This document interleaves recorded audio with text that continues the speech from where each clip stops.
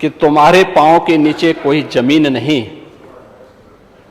कमाल यह है फिर भी तुम्हें यकीन नहीं।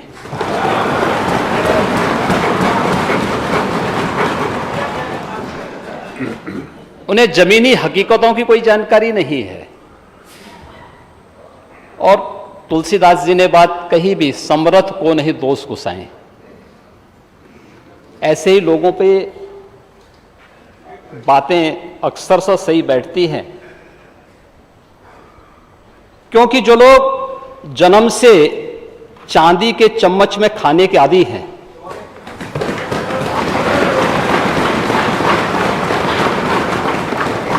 वे गरीब की समस्या को क्या समझेंगे। ओह, मैं आ रहा हूं, वहां भी आ रहा हूं मैं भी। वे एक गरीब की पीड़ा को क्या समझेंगे, एक किसान की पीड़ा को क्या समझेंगे, एक दलित की पीड़ा को भी क्या समझेंगे,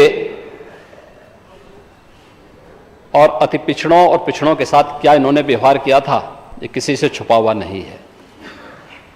ये तो पूरा प्रदेश जानता है, पूरा देश जानता है। महोदय, महान किसान नेता और भारत के पूर्व प्रधानमंत्री चौधरी चरण सिंह जी ने कहा था कि देश की प्रगति का मार्ग इस देश के गांव, गलियों, खेत और खलिहानों से होकर के जाता है। चौधरी चरण सिंह जी की बातों को वास्तव में समाजवादी पार्टी ने अपने कालखंड में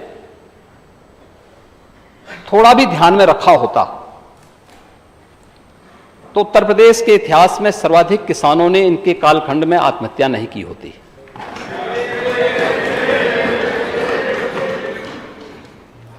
और मुझे चौधरी चरण सिंह जी की बातों के साथ ही महान साहित्यकार राम कुमार वर्मा जी की कुछ पंक्तियां याद आती हैं, जिन्हें ध्यान में रख करके डबल इंजन की सरकार कार्य कर रही है।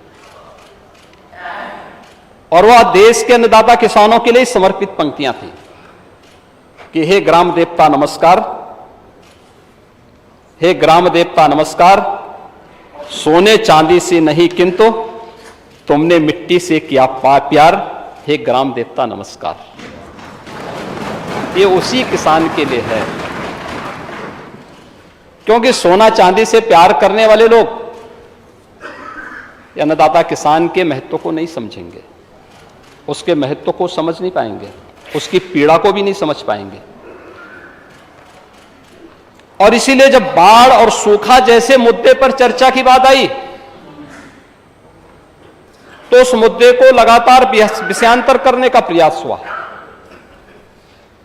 अगर भारत की खेती की बात होती है तो नेता विरोधी दल उसके साथ बाड़ी शब्द भी जुड़ता है, पशुपालन भी उसका पार्ट है। और जिस सांड की आप बात कर रहे हैं ना, ये सांड भी उसी का हिस्सा है।